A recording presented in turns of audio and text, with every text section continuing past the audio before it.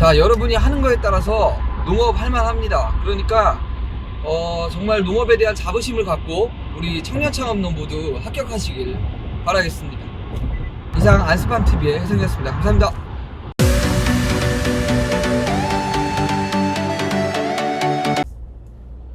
네, 안녕하세요. 안스팜의 혜성입니다.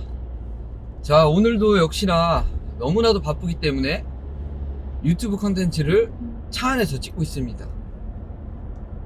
제가 갑자기 이렇게 영상을 찍는 이유는 청년창업농 후계농업 경영이 관련해서 지금 접수 기간이죠. 그래서 자문이 너무나도 많이 옵니다. 밤 12시에도 오고, 매일은 하루 평균 한 5분에서 10분 가까이 저한테 자문을 구하고 있고, 그래서 제가 많은 분들을 1대1로 이렇게 대응을 하다 보니까 제 일이 좀 로딩이 걸려서 이렇게 좀 공개적으로 영상을 찍고 있습니다. 저는 현재 진행하려는 이 사업들, 청년창업농과 마찬가지인 이러한 사업계획서를 한 3개에서 4개 정도 지금 작성 중에 있어요. 딸기 농사 하면서 저도 이런 걸 작성하고 있기 때문에 너무 바쁜 나날을 보내고 있는데, 여러분들과 이렇게 1대1 매칭으로 이렇게 자문을 하다 보니까 저의 본업에 조금 차질이 좀 있는 것 같아서 영상을 찍고 있습니다. 청년창업농 계획서를 워낙 많이 봤기 때문에 화면을 안 보고도 여러분께 좀 도움이 될 만한 이야기를 해줄 수 있을 것 같아요. 자, 문서 작업을 많이 안 해보신 분들은 정말 처음에 어려울 수 있어요. 하지만 쉽고 간단하게 생각하셔야 돼요. 사업계획서는 모든 사업계획서나 모든 경연대회 공모전 마찬가지예요. 어떤 문서상에 나의 생각을 표현을 할 때는 입장을 바꿔야 합니다. 내가 하고 싶은 말이 많더라도 입장을 바꿔서 이거를 읽어보는 사람이 얼마나 짧은 시간에 나의 이야기를 다 들어줄 수 있고 나의 어떤 성과들을 인정해줄 수 있는지를 생각을 해봐야 됩니다. 자, 그러면 어떻게 작성을 해야겠어요? 가독성이 좋고 간단 명료하면서 구체적으로 적어줘야 돼요. 굉장히 어렵죠? 제가 샘플들을 옆에 화면에 띄워두면서 보여드리도록 하겠습니다. 우리 청년창업농 양식 같은 경우는 앞에 여러 장은 그냥 일반 어떤 개괄식으로 해당하는 어떤 수치들만 쓰면 되는 거고, 영농계획서 3장을 쓰는 게 이제 관건이죠. 이 주관기관에서도 딱 3장으로 이렇게 정해줬어요. 얼마나 좋아요. 그냥 짧게 쓰라는 겁니다. 자, 영농동기. 많은 분들을 보면 대부분 일기 쓰듯이 많이 쓰세요. 문단도 안 나누고 내가 하고자 하는 이야기들을 그냥 서술형으로 풀어쓰다 보니까, 그러면 어떻게 되겠어요? 심사위원분들은 수백 개, 수십 개의 사업계획서를 하루 만에 봐야 됩니다. 첫 번째, 그렇게 서술형으로 자기의 이야기를 일기 쓰듯이 쓴 계획서를 딱 보면 심사위원들이 평가를 하려면 읽어야 돼요. 저는 항상 이야기를 하는 게 입장을 바꿔서 누군가를 평가하기 위해 서류를 봤을 때 직접 읽으려 하지 않고 딱 페이지를 봤을 때 가독성이 매우 좋아서 눈으로 한번 훑어도 모든 내용이 파악되는 그런 계획서가 좋은 거예요. 그래서 제가 강조하는 것이 동기 부분이든 아니면 또 자금 계획이라든지 어떤 부분이라도 본인이 강조하고 싶은 부분들을 볼드 처리를 하든지, 아니면 어떤 구조적으로 넘버링을 매겨서 개조식으로 쓰든지 좀 심사위원분들의 눈을 편안하게 해줘야 합니다. 중소벤처기업부의 어떤 사업화자금 평가위원을 해보면서 하루에 적어도 30개의 사업계획서 읽어봤습니다. 시간이 부족해요. 그 서술식으로 어떠한 가독성 없이 써놓은 계획서는 심사위원 입장에서 정말 읽기가 싫습니다. 따라서 여러분 이러한 점들 고려하시고, 모든 계획서는 입장 바꿔서 써야 된다. 이걸 꼭 명심하시고, 나의 입장에서가 아닌 심사위원 입장에서의 계획서를 써주시면 좋을 것 같아요. 자, 그러면 작은 부분도 쓰기 굉장히 쉽겠죠.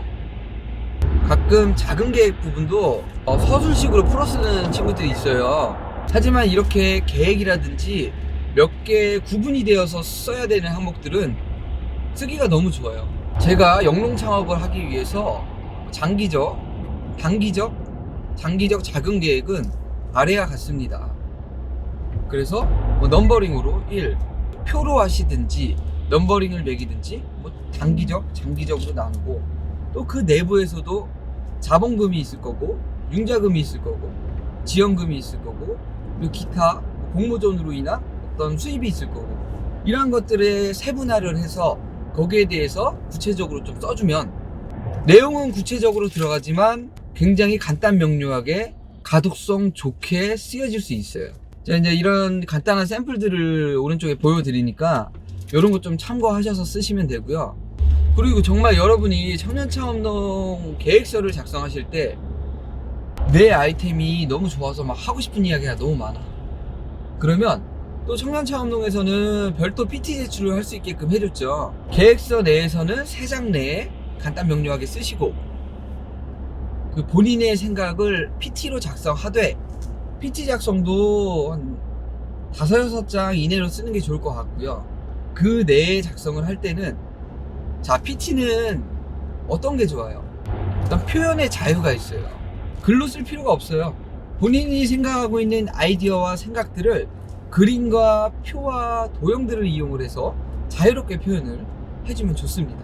그러면 정말 심사위원분들께서 계획서를 보시면서 동시에 그런 PT 자료를 보면은 이 지원자가 하고자 하는 이야기들을 빠른 시간에 확실하게 파악을 할 수 있겠죠. 제가 PT도 간단히 좀 보여드릴게요. 오른쪽에 작년부터 새로 추가된 항목이 있죠. 10번 항목이었나요? 내부 장애 요인과 외부 위험 요인이었나? 그 2가지 항목들이 있는데 이것도 좀 어렵게 생각하시는 분들이 많아요. 자, 내부 장애 요인은 내가 가지고 있는 어떠한 장애 요인들을 가지고 나열을 하시고 그거에 대한 대응책을 써주시면 됩니다.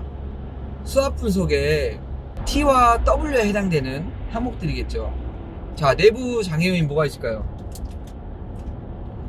어떤 나의 영농 기술 부족, 혹은 나의 자금 확보 문제, 뭐 코로나로 인한 인력 고용 심각, 뭐 이러한 부분들이 있겠죠. 그러면 거기에 대해서 본인이 생각하는 본인 내부 내에서 일어나는 이러한 장애 요인들의 대응책을 써주시면 됩니다. 자, 외부 위험 요소 뭐가 있을까요? 우리는 농업종이기 때문에 어떠한 나로 인해서 발생되지 않고 주변 어떤 사회적인 흐름 혹은 어떤 자연재해 이런 것들이 있어요. 자, 대표적인 예로 농산물 폭락, 기후변화로 인한 잦은 자연재해 뭐 이런 것들이 있겠죠. 그러면 이런 것들에 대해서 본인들이 생각하는 대응책 어떤 것들이 있을까요? 예를 들면 뭐 자연재해로 인한 어떤 시설 파괴 이런 것들이 있을 때는 대응책, 농협 재해보험 가입 뭐 이런 게 대응책이 될 수도 있겠죠. 그리고 농산물 가격 폭락 이런 것들은 뻔하잖아요. 6차 산업을 통한 부가가치 창출, 그거를 좀 더 구체적으로 써주면 좋겠죠. 거기서는 본인만의 변별성 있게 차별된 아이템으로 좀 작성을 해줘도 좀 어필하기 좋을 것 같고요. 자, 이러면 우리 이 청년창업농 3장의 계획서 작성하는데 큰 어려움이 없을 거라 봅니다. 지금까지 저에게 이제 청년창업농 관련해서 문의 오고 계획서 받으신 분만 30명 이상이 되는 것 같은데, 또 제가 샘플로 작성한 이 자료도 좀 드린 분이 많아요. 그렇기 때문에 꼭 제가 드렸던 자료는 그냥 참고만 하시고 그대로 쓰시면 안 됩니다. 마지막으로 PT 작성을 하실 분들은 계획서에 쓰신 글귀를 많이 쓰지 마시고 최대한 그림과 도표, 도형들을 이용을 해서 슬라이드 한 장에서 본인이 하고자 하는 이야기가 한눈에 파악되게끔 가독성 좋게 간단 명료하게 작성을 하시면 되겠습니다. 자, 오늘도 저는 딸기를 팔러 농장으로 가고 있습니다. 지금은 7시 30분 정도 됐는데요. 다음 컨텐츠로는 일단 제가 지금 계속적으로 1편, 2편, 3편으로 나누면서 제가 강의자로 찍었던 거 스마트팜 관련해서 올려드리고 있죠. 지금 토지 매입 초기 단계 올려드렸는데 그 다음 단계 영상 올려드리고 1화방을 전부 수확하는 시점에 제가 딸기로만 수익을 얻은 지금까지의 수익을 말씀드리면 제가 대기업 다닐 때 받았던 1년치 급여보다는 많습니다.